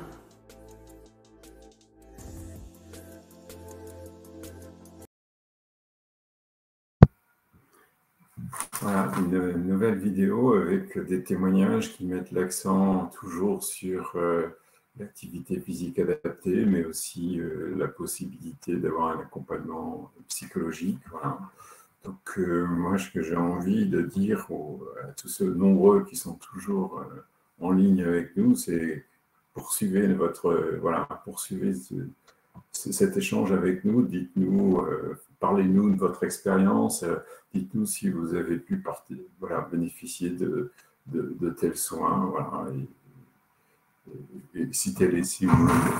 Alors moi, je voudrais maintenant m'adresser aux professionnels de santé. C'est vrai qu'il y a eu Cyril Hulin qui a décrit une organisation qui paraît assez idéal. Est-ce que ça se passe comme ça dans la réalité? Et en particulier, on voit bien au niveau de l'association, parmi les malades de myélome multiple, on dit toujours que le myélome multiple aujourd'hui, chaque cas de myélome est un cas individuel, mais c'est aussi chaque personne en est une. Et je dirais dans des situations de fragilité, lorsque vous avez votre réunion de concertation pluridisciplinaire, est-ce qu'il vous arrive d'évoquer, au-delà des traitements, des situations particulières qui nécessitent un accompagnement qui va bien sûr au-delà des traitements? Merci pour votre réponse. Oui, ce sont de beaux témoignages qu'on a vus. Alors en effet, Cyril Hulin, je crois, l'a très bien dit, hein, et vous le redites là, c'est véritablement un travail d'équipe, et ça ne se fait que comme ça. Donc bien sûr, hein, au cours des réunions de concertation pluridisciplinaire, il n'est pas question que des thérapeutiques du myélome, si vous voulez, mais aussi d'une prise en charge globale des patients en fonction de contextes qui peuvent être très différents les uns des autres, et de la façon dont on peut apporter les meilleures réponses par rapport à ça. Alors, je reviens un petit peu sur l'activité physique, la kinésithérapie, il était question de tout ça, et notamment la façon dont c'est pris en charge de façon là aussi pluridisciplinaire. Donc en effet, hein, souvent le meilleur traitement des douleurs, et notamment des douleurs du dos, c'est de la kinésithérapie, et c'est de maintenir une activité physique. Cette dame évoquait la marche, et c'est sans doute très important. Alors il faut bien prendre conscience, il y avait quelques remarques, je crois, dans le chat aussi à ce propos. Il est important de commencer par une évaluation précise, en effet, des lésions osseuses qu'un patient peut avoir au diagnostic. Ce n'est pas systématique, hein, certains n'en ont pas, mais c'est vrai que c'est fréquent. Et de bien évaluer les lésions osseuses. Nous, la façon dont ça se passe, c'est justement une réunion de concertation pluridisciplinaire qui est spécifique aux problèmes osseux, hein, où il y a des rhumatologues, il y a des radiologues, on revoit les examens d'imagerie, il y a les médecins de réadaptation physique, il y a les professeurs d'APA, hein, l'activité physique adaptée, et puis on évalue bien, cas par cas, les différentes problématiques. Donc, il y a des thérapeutiques qui peuvent être nécessaires, de type que vous connaissez, de cimentoplastie, de traitement orthopédique, etc. Donc ça, c'est une chose. Et puis, ou des corsets. Et puis, en effet, de la kinésithérapie pour faire un renforcement musculaire, hein, notamment des muscles du dos, hein, de façon générale, ce qui permet souvent de quand même soulager les douleurs de façon assez notable. Et puis, à partir de là, en fonction en effet des différentes lésions osseuses possiblement existantes, il y a un programme et en fonction des envies des patients, bien sûr, nous disent qu'ils ont envie de reprendre telle ou telle activité physique, et bien là, il y a ce programme adapté à chaque situation qui est défini et qu'il est important d'encadrer comme ça, en effet, et ne pas se mettre à faire une activité physique comme ça un peu dans son côté. Et alors, c'est tout à fait variable. Il y a des patients qui continuent à faire juste de la kinésithérapie douce pendant très très longtemps. Moi, j'ai un patient qui fait des ultra-trails. Il a reçu des traitements et il fait des courses dans les montagnes de plus de 100 km. Voilà. Donc, tout peut se faire, mais il faut que ce soit en effet de façon adaptée, réfléchie et idéalement de façon pluridisciplinaire. Merci. Peut-être que je sais que Cécile, dans la dernière séquence, va revenir là-dessus. Peut-être Karen, après avoir visionné donc, cette vidéo, est-ce que tu souhaites réagir? Enfin, oui, bah là, on voit effectivement l'importance des soins de support, hein, à côté de la prise en charge, on va dire, purement médicamenteuse du myélome. Moi, je dirais que chacun doit trouver un petit peu sa recette, sa formule magique qui lui convient, même si tout n'est pas disponible partout, hein, en France, on le sait. Un rôle des équipes hospitalières de transmettre en fait les professionnels, les associations, les ressources qui existent le plus tôt possible pour qu'on puisse s'en saisir et faire les choix qui nous conviennent. On va dire, pour moi, il y a un peu 3 grandes familles de soins de support. Ceux qui vont favoriser le bien-être, là, vous allez avoir la méditation, la réflexologie, le yoga, les massages, l'aromathérapie. On peut même peut-être mettre la prise en charge de la douleur à certains niveaux dans cette catégorie, mais aussi des consultations spécialisées comme des consultations d'oncosexologie. On a des gynécologues et des urologues qui proposent des consultations spécialisées. Et là, je vous invite, si effectivement vous avez des difficultés ou des questions à ce niveau-là, à consulter. Hein, ça fait aussi partie de la qualité de vie. Il y a au niveau physique tout ce qui est activité physique adaptée, le kiné, la diététique, hein, toute l'approche autour de l'alimentation. Et vous avez au niveau de la santé psychologique, on va dire, la socio-esthétique, l'art-thérapie, le soutien psychologique, les groupes de parole. Donc effectivement, on peut intervenir à plein de niveaux. Et donc, je vous encourage à poser la question à vos équipes médicales et soignantes, à vous tourner vers les associations dont la F3M pour savoir ce qui est proposé sur votre région en proximité, et puis à trouver les recettes effectivement qui vous conviennent et qui vous permettent de vous sentir mieux et de vivre mieux avec la maladie. Merci Karen. Je vais maintenant laisser la parole à Raymond, excusez-moi, pour quelques questions peut-être très synthétiques parce qu'on n'est pas forcément à l'avance et moi je suis face à une fenêtre avec un très beau soleil. Donc, je vais aller vite, ne t'inquiète pas. Moi simplement, je vais revenir sur une question qui avait été posée par François il y a peut-être déjà une demi-heure ou 3/4 d'heure, où il disait qu'on n'écoutait pas suffisamment les malades et qu'on ne s'intéressait pas à l'entièreté du malade. C'est-à-dire qu'il reconnaissait que, bien sûr, par exemple, j'ai de la neuropathie, bon, allez, on va vous mettre sous gabapentine et voire sous CBD, hein, puis ça va aller mieux, mais par contre, il n'y a pas d'analyse globale, c'est ce qu'il ressent, c'est ce que François ressent, mais c'est ce que d'autres personnes d'ailleurs ont indiqué. Il n'y a pas cette analyse globale du malade en dehors du myélome. Voilà. Il faut que chacun fasse l'effort. Moi, je l'ai vécu, hein, c'est pour ça que je vous en parle d'ailleurs. Il faut que chacun fasse l'effort de dire, tiens, j'ai des problèmes de nutrition, j'ai plus de goût, je vais aller voir une diététicienne. Tiens, j'ai des douleurs, je vais aller voir un algologue. Tiens, j'ai un problème, je ne dors pas, je suis somnolent, je vais aller voir un psychologue. Voilà, ça c'est effectivement ce point-là. Pourquoi dans le cadre du myélome et dans d'autres cancers aussi, il n'y a pas un médecin qui établit une liste de difficultés que ressent le malade et à partir de cela, recherche des thérapies nécessaires.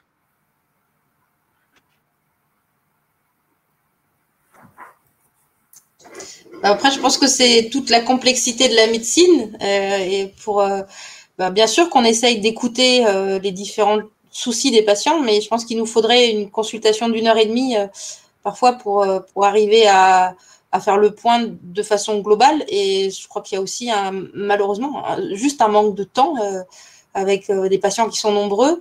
Je pense qu'il faut qu'on arrive, comme disait Cyril Hulin, à faire fonctionner le travail d'équipe, parce qu'il n'y a pas un médecin tout puissant qui va arriver à faire une synthèse de l'entièreté des soucis du patient.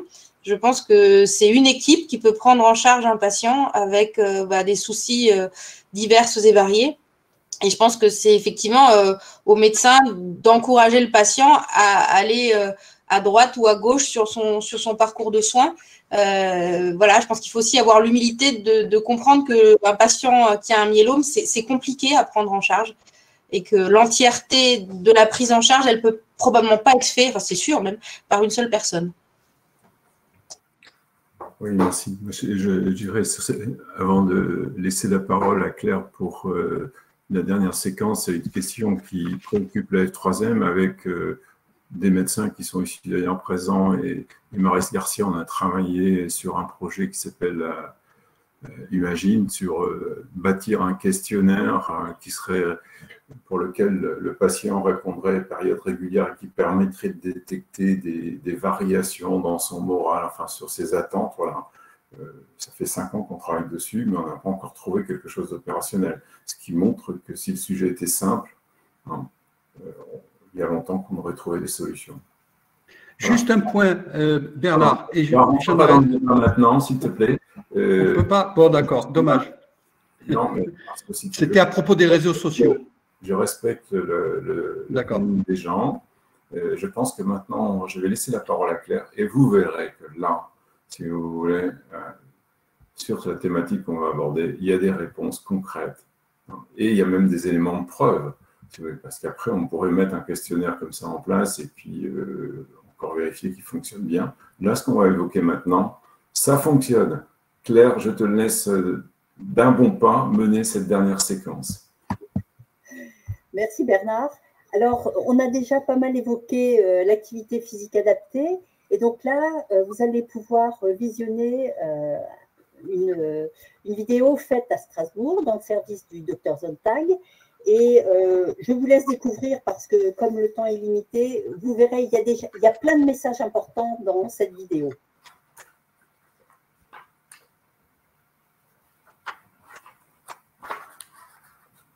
L'ICANS, c'est l'Institut de cancérologie de Strasbourg, Europe. On a développé des soins support qui sont dédiés aux patients qui ont des pathologies cancéreuses, qui sont sous chimiothérapie, avec du coup des thérapeutiques spécifiques, des thérapeutiques orales, et donc des soins de support qui sont plus adaptés à ces patients-là. Au début, c'était de la boxe thérapeutique, après c'était l'aviron thérapeutique et j'ai continué à faire des séances de shiatsu, de la méditation, j'ai fait de la marche même des fois pendant 2-3 heures et puis là j'essaye tous les jours de marcher minimum 1 heure, des fois c'est que 3/4 d'heure, ça dépend des jours. Je me suis rendu compte qu'à partir du jour où j'ai commencé vraiment à faire de l'activité physique adaptée, je me sentais mieux parce que mon corps se libérait. Parce que l'activité, ça passe de la tête jusqu'aux orteils. Tous les endroits du corps sont touchés et je me suis rendu compte que ça m'a fait beaucoup de bien. Il n'y a pas meilleur remède contre la mélancolie que l'activité physique, clairement. Ça, c'est les patients qui vous le disent, que quand on arrive à faire une activité régulière, eh bien, on se sent mieux, on reprend confiance dans son corps, dans ce corps qui est parfois blessé, lésé, avec la neuropathie, avec la difficulté qu'il a traversée. Eh bien, reprendre confiance, remarcher, retrouver le plaisir de faire de l'activité physique, ça fait diminuer l'angoisse, ça fait diminuer la mélancolie, et puis ça fait diminuer la prise d'anxiolytiques et d'antidépresseurs, clairement. L'intéressant dans ces actions, c'est de pouvoir le faire dans un petit groupe, de ne pas se retrouver seul sur un écran, mais de le faire en présentiel avec d'autres. C'est toujours plus motivant. Le myélome, il a été longtemps une des maladies cancéreuses où on disait aucune activité physique n'est réalisable. Et on s'est très vite rendu compte qu'en fait c'est faux, que tout patient qui est atteint d'une maladie cancéreuse doit pouvoir bénéficier d'activité physique. Le myélome, il y a une atteinte osseuse, il y a une fragilité osseuse, il y a une fonte musculaire. Donc c'est clair que quand on a mal, on ne peut pas faire d'activité physique. Donc il faut d'abord s'occuper de la douleur, calmer la douleur, et une fois que celle-ci est calmée, trouver l'activité physique qui convient. Parce que ça peut être de l'activité physique douce, de relaxation, de respiration, comme de l'activité physique plus intense, avec de la marche nordique, une activité physique qui fait transpirer, elle est tout à fait réalisable, même quand on a un myélome. Mais il faut s'adapter, il ne faut jamais forcer, et il ne faut pas faire d'à-coups. Même si c'est qu'un quart d'heure dans la journée ou n'importe. Moi, je suis vraiment quelqu'un qui trouve son épanouissement et de ne pas penser à la maladie en faisant des activités physiques adaptées.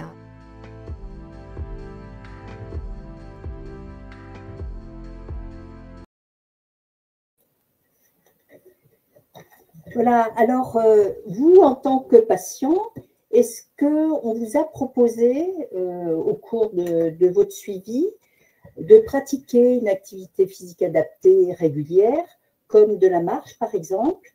Est-ce que c'est une proposition qui a été faite à l'occasion de consultations, ou bien est-ce que vous avez dû, vous, faire la démarche vous-même de chercher une activité adaptée? Alors, on a bien entendu dans la vidéo que cette activité physique, le terme d'adapter est extrêmement important, puisque selon la personne, ça va être quelque chose de très doux. Simplement, le docteur Zontag évoqué simplement la respiration, des choses vraiment très douces. Et ça peut aller jusqu'à la boxe thérapeutique. Une patiente de la F3M parlait du rugby. Donc ça, c'est dans le sud-ouest. Donc voilà, on peut aller du plus simple à ce qui peut nous paraître très dynamique et peut-être un peu fou. Mais l'essentiel, je pense, c'est la question de l'adaptation. Donc, ce serait bien que vous puissiez vous exprimer sur vous, chez vous, qu'est-ce que vous avez trouvé comme possibilité, ou bien quels ont été les obstacles et qu'est-ce que vous souhaiteriez trouver comme activité qui puisse vous faire du bien. Voilà, donc n'hésitez pas à partager vos expériences ou vos recherches, vos questions sur le sujet. Et puis, donc, Dr Zontag, on sait bien que vous êtes très impliqué dans l'activité physique adaptée. Alors, comment expliquer votre choix de proposer aux malades de pratiquer de la boxe, de l'aviron thérapeutique? Donc, ces techniques qui, comme ça, d'emblée, peuvent paraître un peu inadaptées quand on a des lésions osseuses. Et finalement, comment ça se pratique dans votre service? Alors, juste pour l'exemple de la boxe, par exemple, le but, c'est pas d'emmener les patients à faire une séance de boxe de façon extrêmement régulière. En fait, on a mis ça en place pour que le patient, il se voit différemment. Donc, en fait, on a tous les vendredis un coach de boxe qui vient à l'intérieur du service et on propose aux patients, franchement, actuellement, on choisit les patients qui sont le plus en difficulté de venir faire une séance de boxe adaptée. Les infirmières, tous les vendredis, le gros jeu, c'est de choisir quel est le patient qui va faire de la boxe et elles choisissent de plus en plus les patients qui sont le plus en difficulté dans l'image qu'ils ont d'eux-mêmes. Parce que le fait de se retrouver avec des gants de boxe, le fait de se visualiser en train de faire une activité qu'ils pensaient totalement impossible, eh ben, ça leur donne un visuel d'eux-mêmes complètement différent. Et le lendemain, on discute de « Ok, vous vous êtes vus comme ça », parce qu'on les prend en photo, on leur imprime la photo, et le lendemain, on leur dit bah, « Vous vous êtes vus différemment, qu'est-ce qu'on peut faire pour que vous fassiez une activité physique qui vous convienne ?» Par exemple, je vous donne l'exemple de hier. Hier, c'est donc vendredi, on a un jeune qui voulait sortir du système de soins, qui était en refus de tout, qui le matin voulait sortir contre avis du service. Et j'ai prévenu Thibaut, le coach de boxe, en lui disant « Tu vas peut-être pas y arriver du tout, parce qu'en fait, il en a marre, il veut plus. » Et Thibaut, il a réussi à le remettre en confiance. Et ce jeune, le fait de se voir avec des gants de boxe, le fait de se visualiser, aujourd'hui, il a complètement changé de visage. Enfin, il s'est vu. Alors évidemment, on leur offre la photo, on leur envoie par mail. Et pareil, il m'a dit, moi, j'ai montré à mes copains ce que je faisais à l'hôpital. C'est quand même plus sympa d'envoyer une photo avec des gants de boxe que d'envoyer une photo avec la barquette en plastique avec le repas dégueulasse, quoi. Donc voilà, ce matin, quand je passe les visites, il s'est complètement, il a changé de visage, ce jeune. Et avec lui, il y avait une dame plus âgée qui était en plein cours de soins, en pleine inquiétude sur son devenir, qui pareil se dit mais la boxe, j'y aurais jamais pensé. Jamais je me serais vue faire une activité physique comme celle-là, parce que justement, c'est redonner confiance en fait. Donc c'est juste ça, cette activité physique, c'est le fait de rajouter le mot « A » comme adapté. Et il y avait quelques patients qui disaient « Moi, je peux pas suivre un cours de gym, je peux pas aller faire de la marche pendant 10 km », mais ils ont raison, ils peuvent pas, parce que c'est pas à eux de s'adapter, c'est l'activité physique qui doit s'adapter. C'est-à-dire que c'est l'activité physique, elle doit s'adapter de manière à ce qu'elle soit possible, agréable et du coup réalisable de façon régulière. Et si on rajoute ce « A » d'adapter, on peut espérer et encourager les gens à le faire de façon régulière. C'est vraiment ça le message. Merci beaucoup pour cet éclairage. Alors, il y a un autre aspect, donc en partenariat avec la F3M et le laboratoire Janssen, il y a un programme qui est en cours de construction qui s'appelle MOVE. Il va être prochainement lancé. Donc alors, Dr Sonntag, puisque vous participez à cette démarche, qu'est-ce qui se cache sous ce sigle? Et quels sont les objectifs de ce programme? Alors là, c'est vraiment la F3M qui est le moteur de ça. Je pense que c'est l'idée de donner envie de bouger aux patients. Alors voilà, l'idée de créer des petits enregistrements audio qui donnent envie aux gens d'aller mettre les écouteurs et d'aller bouger, ou de faire des séances de relaxation, de méditation pour travailler sur leur respiration et pour reprendre confiance en eux. L'idée, c'est aussi de pouvoir faire des groupes pilotes où il y a de l'activité physique qui est coachée avec des vrais professionnels, voilà, pour pouvoir s'adapter aux patients qui ont un myélome et qui veulent faire de l'activité physique dans le sein de la F3M avec un partenariat avec des professionnels. Donc, il y aura différentes options possibles en lien avec l'association, et je pense que c'est vraiment une initiative qui est super, qui a pour but de redonner confiance aux gens et puis de montrer que c'est possible en fait. À petite échelle, peut-être à grande échelle, on verra un petit peu comment est-ce que les gens participent et si ça leur plaît. Donc c'est un beau projet qui a été débuté par la F3M là. Donc affaire à suivre. Ouais. Très bien. Alors Raymond, qu'est-ce qu'il y aurait comme réaction ou question à développer? Alors beaucoup d'échanges d'expériences, et notamment des réponses à des questions que certains participants se posent. Alors, par exemple, j'ai noté que Laurent se posait la question, je fais de la marche, mais est-ce que je peux faire un peu de vélo après? Donc, il y a Viviane qui répond, moi, je vais chez le kiné, je fais du vélo et je fais de l'aquagym. Donc, voilà. Des questions aussi, une question qui me paraît importante, c'est effectivement la marche. Quand on a beaucoup de douleurs dans le dos, il faut vraiment qu'elle soit adaptée, et comment justement éviter d'avoir ces douleurs importantes lorsque l'on marche. Ça, c'est un point qui me paraît effectivement important, parce qu'on dit tout le temps, maintenant, c'est écrit partout, dans toutes les revues, il faut marcher, il faut marcher, il faut marcher, faire tant de pas dans la journée. La question est posée par Pauline. J'ai des douleurs dans la colonne vertébrale. Qu'est-ce que je peux faire? Est-ce que la marche est vraiment indiquée ou y a-t-il une autre solution?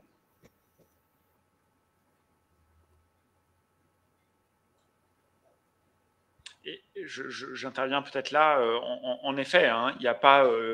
C'est bien ce qui a été dit et ce qui est ressorti de tous ces témoignages. Il n'y a pas une activité physique qui irait à tout le monde. Et en effet, dans certains cas, il peut y avoir des douleurs à la marche, etc. Et donc, il ne faut surtout pas forcer. Alors, en plus, c'est vrai, on ne l'a pas mentionné, mais bon, c'est souvent les douleurs au dos hein, qui sont les plus embêtantes. Elles peuvent être liées au myélome, mais en fait, elles peuvent être liées aussi à d'autres pathologies neurodégénératives, de l'arthrose, etc. Donc, ça n'est pas, il ne faut pas oublier aussi hein, ces autres causes de douleurs de la colonne vertébrale qui peuvent parfois faire l'objet de prises en charge spécifiques, je ne sais, d'infiltration, de choses comme ça. Donc, c'est important que ça puisse être aussi réévalué avec les rhumatologues hein, pour être sûr qu'il n'y ait pas d'autres causes sur lesquelles on puisse agir. Mais en effet, hein, dans ce témoignage-là, s'il y a des douleurs qui sont marquées lors d'une activité physique donnée, la marche en l'occurrence, il ne faut pas insister, peut-être réadapter les choses et idéalement, en effet, se rapprocher d'une structure d'APA qui pourra définir quel est peut-être le programme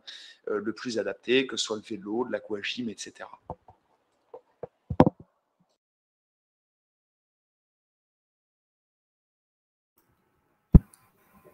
Merci beaucoup pour toutes ces réponses. Karen, est-ce que vous souhaitez ajouter un mot ou pas? Ou sinon, Bernard, je te laisse conclure. Écoutez, oui, on va se quitter. On avait prévu un format d'1h30, on a dépassé un peu là. Hein. Donc, j'irai maintenant le moment de vous remercier. Et moi, j'ai vraiment un mot qui est revenu...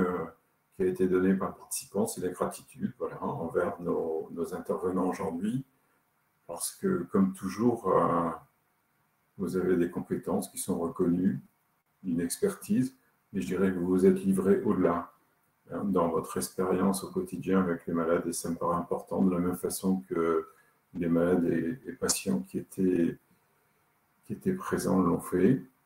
Voilà, alors j'ai envie de vous souhaiter, parce que si on est en week-end, hein, voilà, que vous puissiez poursuivre ce temps de webconf en accueillant la vie en abondance. Voilà, et en trouvant dès la fin de cette webconf ce qui vous fait le plus grand bien. Voilà, alors un petit rappel, mais pour ceux qui ne connaîtraient pas notre association, vous savez qu'on est un réseau d'une centaine de bénévoles hein, répartis sur la métropole française essentiellement. On a quand même quelques amis belges et suisses qui participent à nos activités, hein, qui nous soutiennent. Voilà, mais n'hésitez pas à poursuivre ces échanges si vous avez des questions via notre site ou via les réseaux sociaux, pour ceux qui utilisent ce genre de support. Voilà. Et puis, on a des rendez-vous à vous donner. Le 19 avril prochain, on va poursuivre ces échanges par une webconférence sur la résilience. Cathy Monicelli, avec Karen, sont en train de préparer le sujet. Voilà, ce sera quelque chose de très intéressant, je pense. Donc, notez ça sur vos calendriers. Toujours, alors, ces webconférences en semaine, c'est sur un format 18-19 heures. La même chose, donc en septembre, cette fois-ci, mais pour un peu plus rentrer dans la réalité, le contenu de l'auto-hypnose. Voilà. Et puis aussi, notre rendez-vous annuel attendu par tous, donc la Journée nationale d'information sur le myélome, qui se tiendra dans 26 villes, hein, en physique cette année, ça c'est sûr. Enfin, j'espère quand même qu'on ne sera pas confronté à une nouvelle épidémie, hein, mais non, soyons confiants.